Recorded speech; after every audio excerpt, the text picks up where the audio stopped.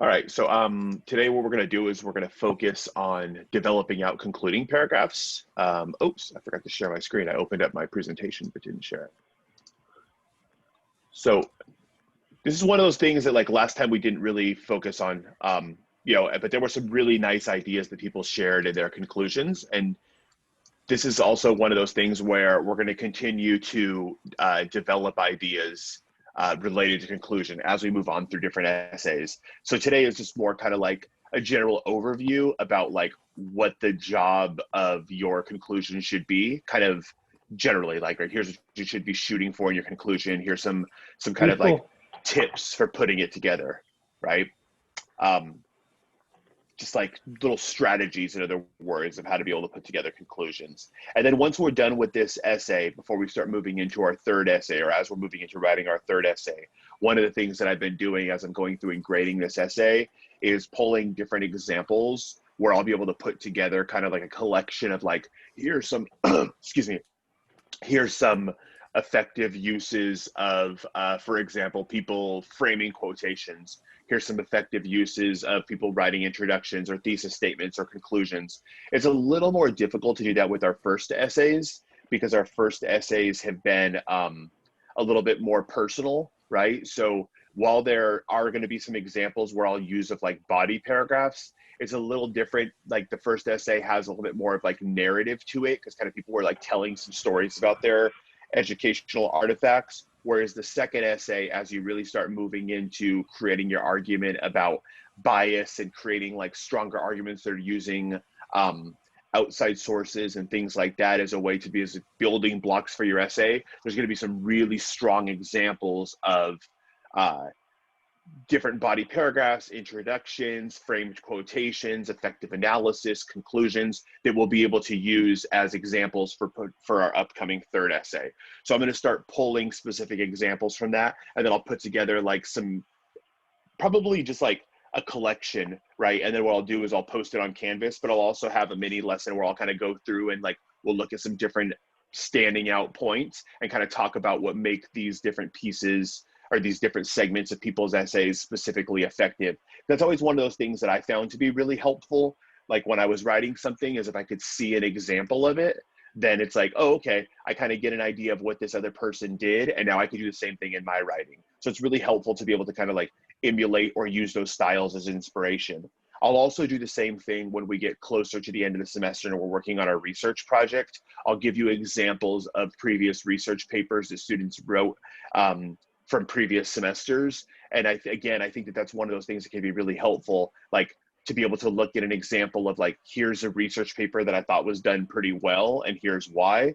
And then also maybe look at some examples of like, here's some okay research papers or research papers that could use some development. And then it'd be up to you guys to tell me as readers, what more information would you need to be able to feel that you fully understood this writer's ideas. So it's good to see like some really strong examples and then also some examples that can maybe use a little bit of development. All right, so let's start taking a look at putting together concluding paragraphs.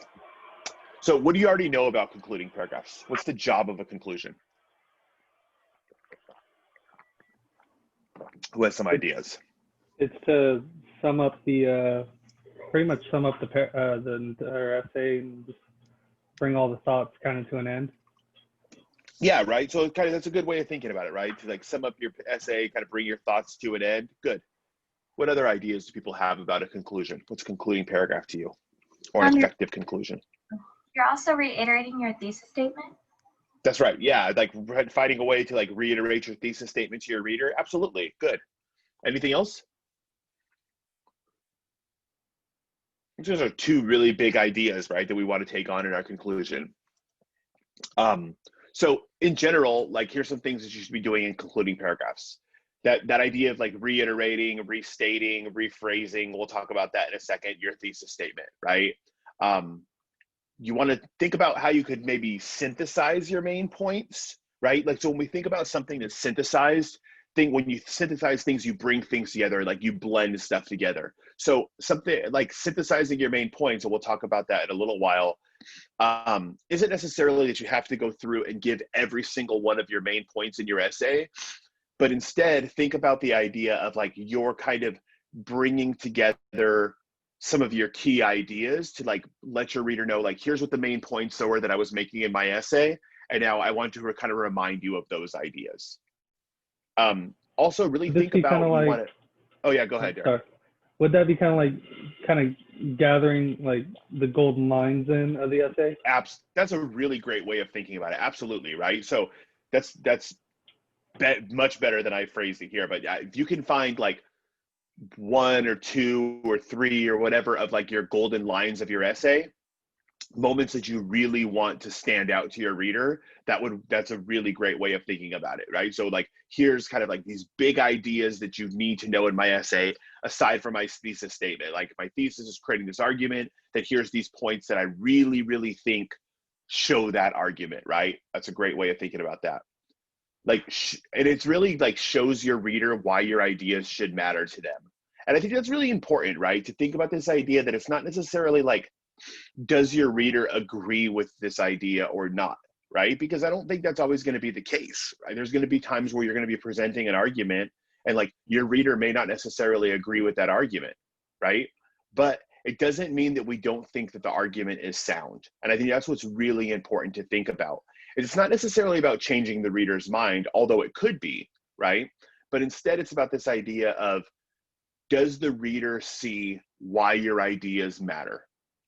Even if that reader doesn't agree with those ideas, even if you're writing about, something like, I don't know, implicit bias, or you're writing about, like this idea of single story, and your reader's like, I don't know if I really agree with that point, fine, but they could still see how you came to that conclusion.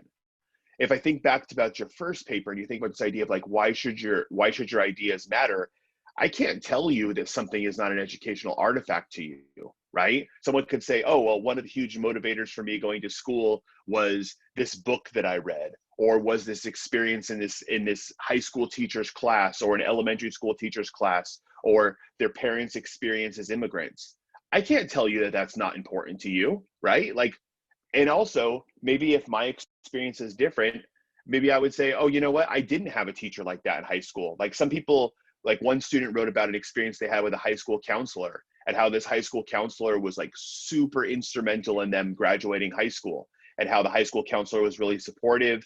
And I would look back and I started thinking about my experience with a high school counselor, and like, I didn't graduate high school, right? Like, I ended up finishing high school later on, but it wasn't until like the following year because I was short on credits and a bunch of stuff like that. And like, I didn't have a great experience with my high school counselor, right? Part of it was I wasn't a great student, but the other part of it was like, I didn't feel supported, right, by either teachers or the counselor that I was working with. So if I'm looking at that reader's conclusion, it's not good for me to say, oh yeah, high school counselors are super duper, motivating for kids when they're in school. But instead I would say, well, I understand how that idea matters to that reader, or to that writer, excuse me. I understand how they got to that conclusion. Even though my experience was very, very different than that, I still understand how they were able to get to that conclusion and why that idea matters to them. And then when you think about the last job of that conclusion, is to think about that final sense of analysis and that final sense of closure to your reader, right? Like, here is the final piece of analysis that I want you to have. And we'll talk about some strategies for that in a second. Any questions about like kind of this overview? All right, so let's take a look at it. So if we think about, like, I feel like this imagery, I saw this, like a picture similar to this in a few different places talking about conclusions. And I think it's a pretty effective strategy to think about introduction, body paragraph, and conclusion, right? If we think about in this idea about like the introduction, but we talked about the idea of like, and I also like the idea of like the funnel for putting together the introduction. I thought that was like, that imagery makes a lot of sense to me. And so if we think about the introduction, it like kind of starts general and then it gets very specific in the thesis statement, right? And that was why, like, when we broke down putting in the introduction, I thought about that idea of like a funnel, right? That it makes sense where your ideas are very general in the beginning, and then you kind of get very specific in your thesis statement, and then you move into the body paragraphs. So if we think about that same idea with thinking about now, like almost like this hourglass shape, right? As you start thinking about the whole structure of your essay, think about your intro to your conclusion, starting general, getting very specific, and then kind of opening general again. I think that imagery makes sense, right? So we hook our reader in the introduction. We build context for our reader in the introduction, right? We're like kind of bringing our reader into our ideas. And then if we think about as we get more and more specific to the thesis statement, that's now moving us into the body paragraphs. These body paragraphs, when we get in here in the center of this hourglass, that's where our ideas are very, very zoomed in, very honed in on those ideas of like, here's the point that I want you to understand. Here's very specific examples of the point that I'm making. Here's specific analysis tying into the point that I'm making, right? And so that idea is in that center of the hourglass where all those ideas kind of like come to that most narrow focus. That's what we're doing in our body paragraphs, right? You're having to prove ideas to me. You're having to give general ideas, or excuse me, take general ideas from the reading and make them very specific with specific quotes, specific paraphrases, right? Like your body paragraph of your essay is where you're most specific.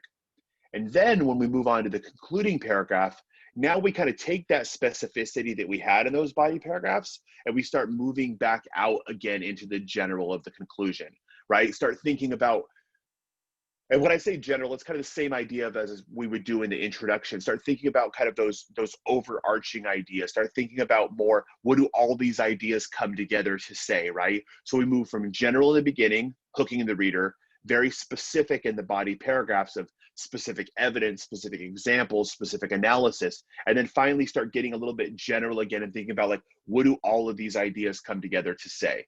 So I felt like this image of an hourglass kind of like shows that structure in a way that like, I don't know, takes something kind of abstract and I'm like, oh, okay, I can kind of see that like general, specific, general again. It makes a lot of sense to me as far as putting together the structure of an essay. So one of the things when we start moving into your conclusion, sorry, I skipped 2 slides there, is this idea of like restating or rephrasing your thesis statement, right? And so this is one of those ideas, right? Like that Jadzia said when we put together like, what is a conclusion? What should it do? Here's one of the things that it should do. You should be rephrasing or restating your thesis statement. So think about it like this. You spent the entire body of your essay trying to prove your thesis statement, right? And now it's time to remind your reader of what your thesis is. So a lot of moves that we do in academic reading and writing are already moves that we do in everyday life, right? This is, I think, really, really important to think about is that like, I'm not necessarily when it comes to thinking about academic reading and writing, whether it's me as your teacher, teachers you had in the past, teachers you had in high school, previous English classes at Solana, whatever the case is, future English classes, the things that we're talking about and the things that we're teaching, all we're doing is we're putting them in the context of academic essays. This is all stuff that you already do, I would argue, all the time, right?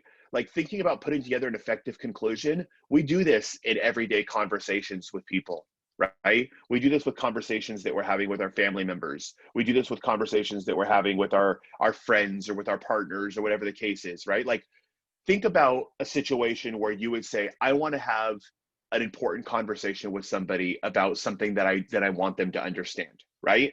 And maybe it's serious, right? Maybe it's just, I don't know, more like a little bit more lighthearted. But let's imagine that you're having, and we've all had plenty of these, I'm sure, like a serious conversation that you want to have with friends or family or whatever, right?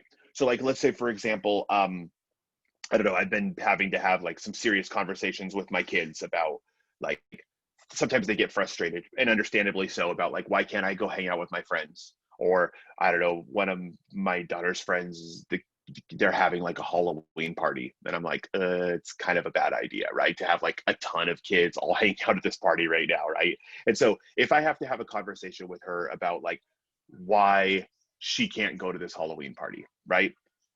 I understand that she's frustrated. Some of her other friends from school are going, whatever. So I need to explain to her, here are the reasons that going to this party are a bad idea, right? And so I would start with like, essentially that'd be my thesis statement, right? Like to say like, hey, right now, because of everything going on with COVID and because of how easy it is for the disease to be spread and the fact that we're social distancing, it's not a good idea for you to be able to go to this party, right? And then I would give her specific details as to why. Well, one of the reasons is we don't know, blah, blah, blah, blah. Another reason is we don't know, blah, blah, blah. And I would give all those different reasons. And then when I was done giving those reasons, the thing that I would want to do is I would want to come back to that original idea, right? As you could see that, like, look, we talked about all these different reasons. And again, it's really important that you know that because of the situation that we're in with the COVID-19 virus, it's not a good idea that you're around all these other kids and at this big Halloween party, right? So I'm rephrasing my thesis statement. And I mean, again, I know that's kind of just like a simple little example, but this is a move that you make all the time. You do this constantly, right? That, like, you could talk on the phone to a friend, be like, here's the point that I want you to make, give some different examples, and then ultimately say, and here is why that is. If you're meeting with a boss talking about maybe why you think you should deserve a raise at work, you should start with, hey, I'd like to talk to you because I think that I deserve a raise at work. Here are all these different reasons, right? And then when you're finished, before you're done talking, you're like, as you can see, for the reasons that I provided you, I really think that it would be, warranted that I get an increase in my pay. Like, you're finding a way to revisit the original point that you set out to prove. And so I think that an effective way of doing this is, yeah, you could restate your thesis statement. You could say word for word what you said in the thesis, but we've been practicing paraphrasing, right? Taking an idea and saying it another way. And so I think that one of the effective things that you can do here is not as much even restating it, but find a way to rephrase your thesis statement. That could be really effective, right? Take the same idea that you said in your thesis, but find a way in the beginning of your conclusion to kind of say it again in a little bit of a different way. Any questions at all about restating or rephrasing your thesis statement? Like, this is important to you, for you to present in your conclusion, because, like, you want to bring your reader back to that thesis. You want to remind your reader of the point that you're proving in your essay. So synthesizing your main points. Yeah. Does rephrasing it kind of strengthen it, or is that the purpose of it? Yeah, I think so. I mean, I think it strengthens it because it's like, one, you want to remind your reader, here's what we've been arguing about the whole time, right? This is what this, like, just like going back to that example of the conversation with one of my kids, like, this is what we've been talking about this whole time through, right? And rephrasing it can be effective. So you're not just necessarily saying the same exact thing again. You're just like articulating the same point, but finding another way to say it. And paraphrasing can be rephrasing can be a really effective strategy to do that, because you're finding two different ways of saying the same exact thing, right? Takes a little bit better. Yeah, I think it helps too, because it doesn't make your conclusion feel repetitive. And that's the same thing that you're going to see right here in this synthesizing the main points. Think about it like this, like, your reader just read your entire essay, right? The reader should be able to remember what they read. So just assume that your reader remembers everything they read, right? And in this case, whether it's me as your reader, right? Like, I'm not going to forget all the points that you presented in your essay. So in the same way that you would think about rephrasing your thesis statement versus maybe rewriting it exactly as it is, when you're synthesizing your main points of your essay, don't simply copy down the exact points that you made in your body paragraphs, right? Don't be like, first, and then copy, like, blah, blah, blah, blah, blah. Second, blah, blah, blah, blah. Third, but you don't need to do that, right? I really think that Derek's idea of this golden line is the perfect way to think about it. So instead of just copying down every single point you made in your essay, because remember, I just got done reading your essay, or if you're letting a friend read your essay, or somebody from class read your essay, or your parents read your essay, or whatever the case is, they just got done reading the whole thing.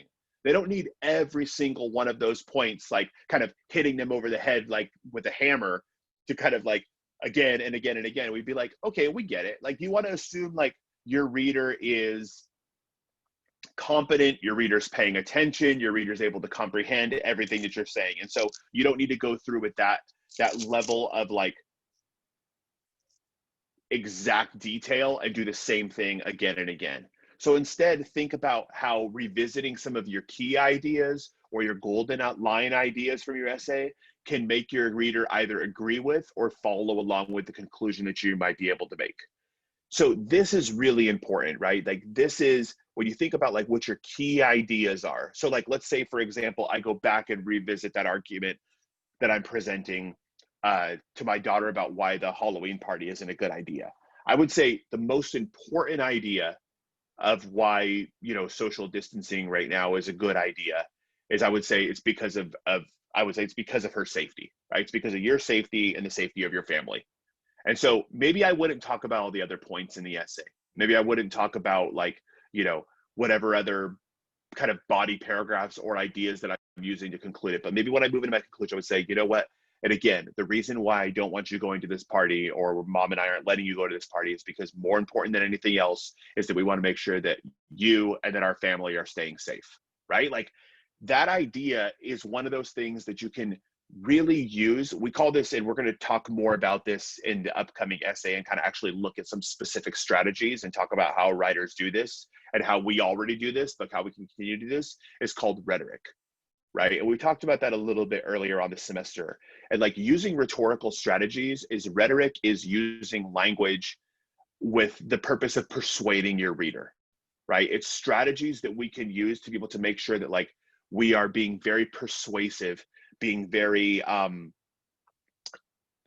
aware of how we're creating our arguments, how we're choosing our words, how we're choosing, if we're talking, our body language, things like that, as a way to make the reader follow along with their ideas. So if you've been watching, I don't know if anyone watched like the vice presidential debates last night, right? Or if you watched the presidential debate, I wouldn't say the presidential debate was the greatest example of strong uses of rhetoric. It was actually quite the opposite, I thought. But like you could see people thinking about how they're using, they're choosing their words on purpose, right? And you saw some examples of that in the debates last night. But if you think about this idea of like you're choosing your example on purpose, think about maybe like, what is your golden line example? What is the strongest example that you have in your essay? And if you end with that and kind of put that in your conclusion, then that's really going to help move your reader into your final analysis, which is really thinking about this like, why should I care question? And so that's that kind of like final so what. So of course I care when I'm reading your essay. So I don't want you to think like, oh, I'm just sitting back like super lazy when I'm reading and be like, oh, why should I care about this, right? Of course I care when I'm reading your essay. But if you think about like you're creating an argument to a reader, right? And you want your reader to follow along with the argument that you're creating. If you really think about, as you're summarizing or synthesizing your main points, and you think about like, this is the strongest idea that I have, that above all, this is what I want you to understand. As you transition to that final analysis, your reader will kind of be like, okay, I get it. Like, why should I care? This idea is really strong. And now you're going to move into that final sense of analysis. Any questions on any of that at all? Cool. So let's take a look then at this kind of like strategies on providing final analysis, right? So final analysis, when you're finishing your conclusion, like the last few sentences that you have in your conclusion, here's some things that you think about. Think about, what do you want your reader to like walk away with, right? Like, I'm finishing your essay. Just think about like finishing a book, right? Like we're finishing reading Trevor Noah's book. We look at the very last few words of the book, right? Maybe the last paragraph. And so to say like, what is it that I want my reader to understand as I walk away from reading this essay? Think about that maybe like you're finishing a movie, right? Or like even where there's like higher stakes, think about like finishing a TV show, right? If you're like me and you like binge watching TV shows or watching a bunch of seasons of a TV show, there's a lot on the line when you get to that final episode, right? Like how many people have felt like really disappointed with the final episode of a TV show? Game of Thrones. Yeah, so maybe people have felt like, I had mixed emotions. I was okay with it, but there were also moments where like it could have been better, right? So yeah, we could watch Game of Thrones and I could invest, I don't know, when I think about it, it sounds bad to say out loud, but what, 60 hours of my life were devoted to watching Game of Thrones? Something like that, maybe a little bit more. I watched it twice, so maybe over 100 hours of my life were devoted to that show. And so if we think about that idea of like, you just get done watching 5 seasons of a TV show or however many seasons of a TV show. And I watch, especially when I'm not teaching, I watch a lot of TV. So like, I'm kind of, you know, maybe a bad example of how many hours of TV you could watch in a season. But like, you just get done watching all this TV and now you're down to this final episode and you're like, all right, TV show, like you really got to bring it at the end. What do you want me to take away with after finishing this show? And when we get to that concluding episode, if the writers of the show do a really good job, you're like, oh, okay, like I've got something, I'm walking away with something, right? If not, then you're feeling like, ugh, I just spent all this time and I don't feel like I'm walking away with anything, right? And so I think that that's a really good way to think about your conclusion. Is it like, this is your final moment with your audience. This is the final moments that you have with your reader. What do you want your reader to walk away with? What ideas do you want your reader to take away when they're done? And I think that's true of any kind of situation where you're providing conclusion, right?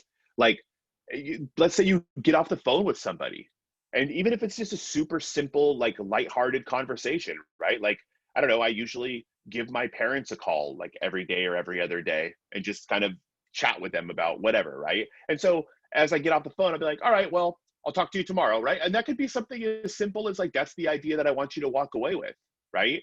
It could be something a lot more advanced than that. Like that if I think about that idea of the conversation that I had with my daughter about this Halloween party, the idea that I want her to walk away with is to know that more important than anything else, it's like, it's all about her safety and her family's safety. And that's why, you know, it's my responsibility as a parent to make decisions that even though they're not popular, are ones that are focused on our family's safety. That's a walk away with idea.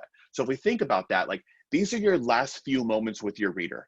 These are the last few moments that you have to tell somebody, this is what I want you to take away from this experience. Just like if you're watching a movie, these are the last few moments that a writer of a film or of a TV show or of a book has with their audience. And here's what I want you to take away from this. Think about why your idea should matter to your reader, right? Think about this idea of you've presented all these ideas, you've got all these great moments in your essay. Why do you want these ideas, or why should these ideas matter to the reader? One of the strategies that you can do that's pretty effective here is to think about connecting back full circle up to what you did in your introduction, right? So we think about like almost, you start some ideas in your intro, you move around, you have your body paragraphs, and think about, are there ideas that you presented in your intro that you could connect back to? So one of the things that you can do here is to think about the hook of your essay. Maybe the hook of your essay brought up some sort of question. Maybe the hook of your essay brought up some sort of anecdote or story. And now you can think about, I want to look back to that hook, right?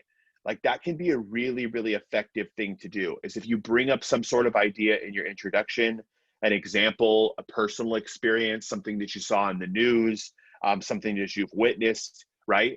You might want to then, in your conclusion, go back to that example as a way to like kind of get the reader thinking about what you talked about in the beginning. And that can be, again, a really, really effective strategy, right? So like, for example, when I was reading through people's essays, right, in the first essay, there were several people who talked about experiences they had with their families, right? A lot of people talked about their parents' experience. A lot of people are motivated by their families as one of the reasons they go to school, whether it's their parents, their siblings, their children, right? And so if you start with talking about an experience that you had that really drove you to go to school, and it relates to your family members, maybe I read papers about people whose family members immigrated to this country and, you know, weren't able to receive a formal education in their previous country. I read papers about, you know, students who have children who the experience with their children being born were motivating factors in them wanting to go to school, right? And so if you start your essay with some sort of story like that, or some sort of narrative talking about that experience and how instrumental that was in making that decision, then maybe when you get to your conclusion, you revisit that story. And that could really help kind of bring your reader back around to the idea that you presented in the introduction. Think about what we talked about conclusions in body paragraphs, right? That you tell me, you make your point and you show me, right? And then you have that final sense of like, so what, or that takeaway analysis. This is your chance to give your reader your final so what. So think about that walk away with question. I read your essay, I have all these ideas. Okay, now so what? So here's strategies to think about with that final so what.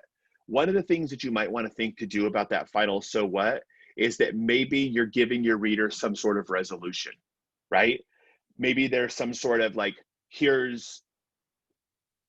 I've solved it, right? And a lot of times that's not going to be the case, right? A lot of ideas that we're presenting in our essays doesn't have a clean resolution, especially if you're writing about something like bias or single story or stereotype or things like that. but it can be resolution of maybe things your reader can do, right? Maybe one of those things your reader can do is like try as best as they can to ignore stereotype, because clearly we see that if we look at Adichie's ideas or the things we're reading about in Trevor Noah's book or the experiences that you're writing about, that stereotypes don't tell the whole story. That could be a direction that you want to go to give the reader final analysis. Another thing that you can think about is maybe this idea of like call to action, right? That you want your reader to do something or to have some sort of,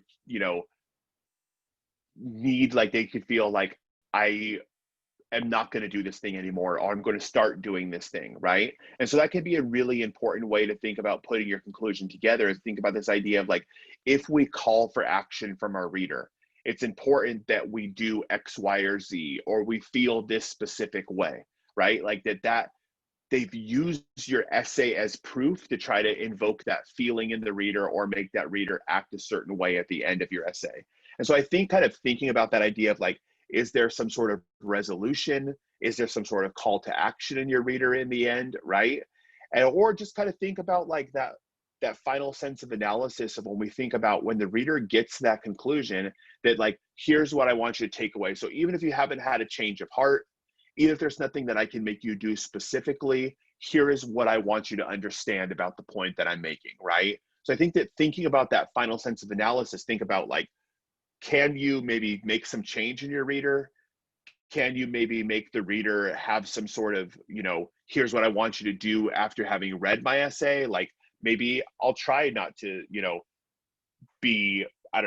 try not to stereotype in situations, or to avoid stereotyping, or to avoid believing stereotyping.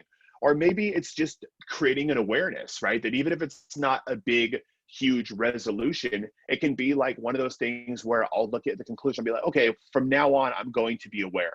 Yeah, there are biases that people have. Yeah, there are single stories that people have. And yeah, people can be harmed by those. And that now that I'm aware of that, maybe it's just going to kind of like make me start to avoid those things as I move forward. So the big thing is, what do you want your reader to walk away with after having finished your essay?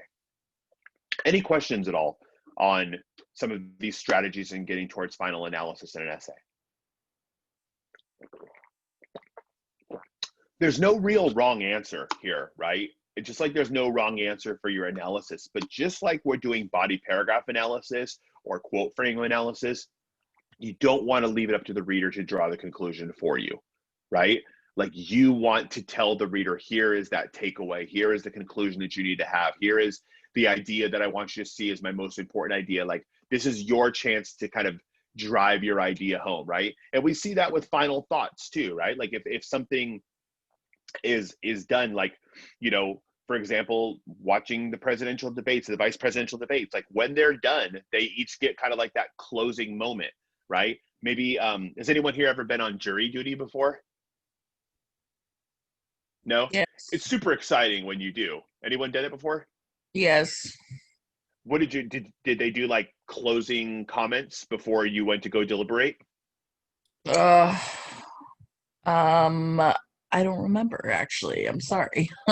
Okay. It was recent. I did one, I think it was last winter. I was on a jury, and it was actually fairly long, and I had to miss, like almost a week of class.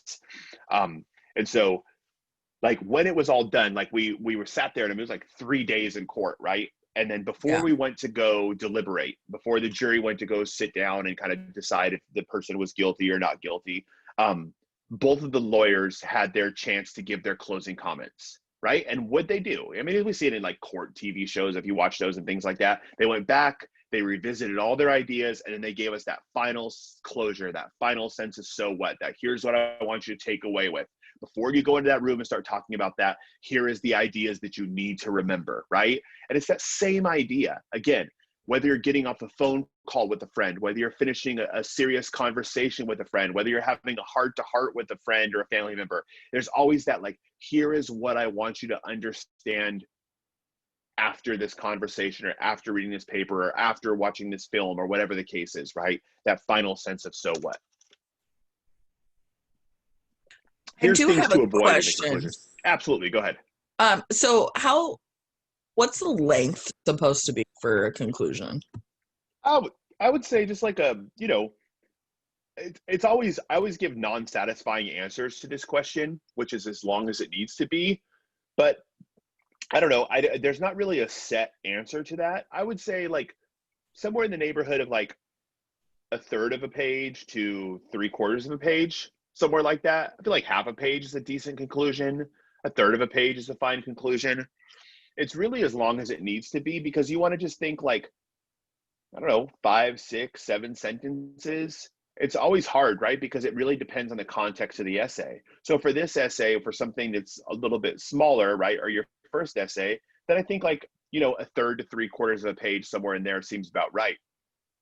When you're working on future essays, like your research project, your conclusion is going to be substantially longer, right? Because you're going to be concluding a much longer essay.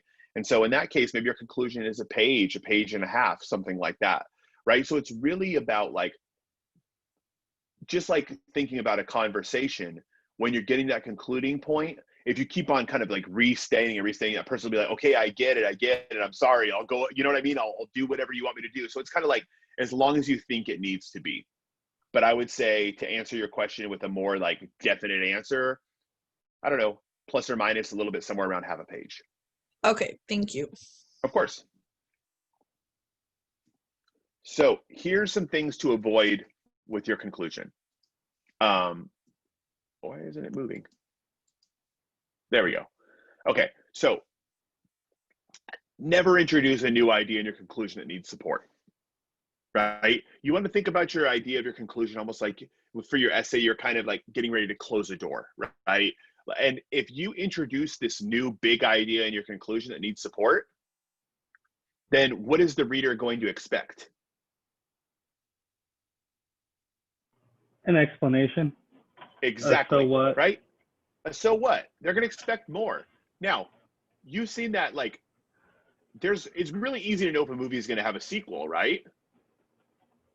When we go see, I don't know, like Marvel movies do this all the time, right? The credits are over, and then everyone's still sitting in the theaters, and they're waiting, and they're waiting, and then what do you get at the end of the credits?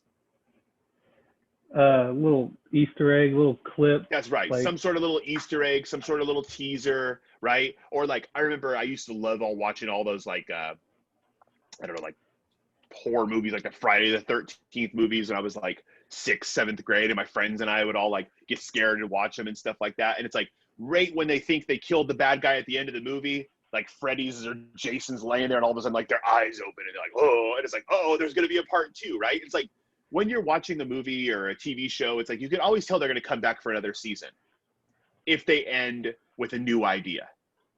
So in your essays, don't end with a new idea. Otherwise, I'm going to expect you're going to come out with essay number 2, season 2, and now you have to come out with a whole new thing, right? So instead, it's like, don't start a new idea in your conclusion that needs support, because otherwise your reader is going to expect that more is getting ready to come, right? Try not to just repeat your thesis without providing more analysis, right? So instead, if you just say like, you know, here is why I believe that, you know, stereotypes dehumanize people and are overall harmful. Okay, I know that because that's your thesis statement, but where's your final analysis? So it can't just be rephrasing your thesis and that's it, right? There has to be that final analysis there. Try not to bring up ideas that are out of character with the rest of the tone of your essay. So this one's a little bit trickier, but your essay has a tone, like your writing has a tone. Your writing has emotion to it. It has a specific feeling to it. And so if I'm reading through your essay and I'm sensing your tone, and I think that like everybody's tone, like you can kind of be like, have like a very serious tone, maybe have like a very urgent tone, maybe have like a very emotional tone throughout your essay. And if maybe you're presenting your ideas as like, this is pretty serious, and then at the end you get to like this really like catastrophic idea that you're presenting in your conclusion, I'm like, I didn't really see it as that serious as an idea throughout your essay. Or the opposite could be true, right? Let's say you're saying like, here's all these very, I mean, because in a lot of situations, like if we're looking at stereotype or we're looking at bias, like you could have a very serious consequence, right? I mean, like right now, like a lot of what's happening in conversation that we're having about bias and about stereotyping is that people are arguing, and I think in a very convincing sense, that stereotyping and bias can actually lead to increased violence, can lead to death, right? To all sorts of things like that. And if you're creating this very like essay where you're exploring these very detrimental effects, and then you get your conclusion and you don't have that same sense of urgency or you know, serious consequence, the conclusion doesn't match the tone of the rest of your essay, that can be really confusing for the reader, right? So you want to make sure that if you're taking a very serious tone throughout the essay or showing some very serious consequences, that your conclusion is actually in line with that as well, right? So that there's not like this sense of like these two things don't match, right? Does that make sense? And then the last thing is, try not to include evidence such as quotes or paraphrases that aren't sources in your body paragraphs. So that's really important to think about also. It's not necessarily like a super hard rule. Like I really think like that never introduce this new idea that doesn't get supported. Like that's really confusing to the reader. But then also like, you know, it's great to finish your essay with a quote or a paraphrase, right? Like maybe, you know, there's this really good idea from Adichie or from Trevor Noah or from Blindspot that you're just like, I think this really helps add to the final analysis of my essay. Fantastic. But those should be ideas where like your readers should know who Trevor Noah is by this point. Your readers should know what Blindspot is by this point, or know what the single story is by this point, right? So don't use the conclusion as the opportunity for where you're introducing a quote for the first time. It can be a new quote, but the source should be a familiar source to your reader. And then this is also an option. Sometimes I read people's papers and they wanted to include sources that weren't part of ours. So like I read like some people started with quotes, like an essay started with like an Einstein quote, for example, or a quote from a writer that they really liked or something like that. That can be really effective. And you could use those in your conclusion as well, but it should be something that was introduced earlier on in your essay, whether in your introduction, your body paragraphs, and now brought back up in your conclusion. Yes. So any questions at all about concluding paragraphs? No. Cool. So now we're going to start working on putting these into our essays, right? I'm still available in office hours if people have any questions or anything like that. And then what we'll do kind of moving forward is this week, the only thing that you have to turn in is just the works cited. Some people have already started turning those in. And they're looking really good. And there's the mini lesson with kind of the breakdown of putting those together. And then for next week, like I said, I'll have some times where you'll be able to meet with me. I could read drafts of your essays, give you some feedback on some different points, things like that. And then the only thing that we'll have next week is working on putting together the final drafts of our essays. And those will be due a week from this coming Sunday.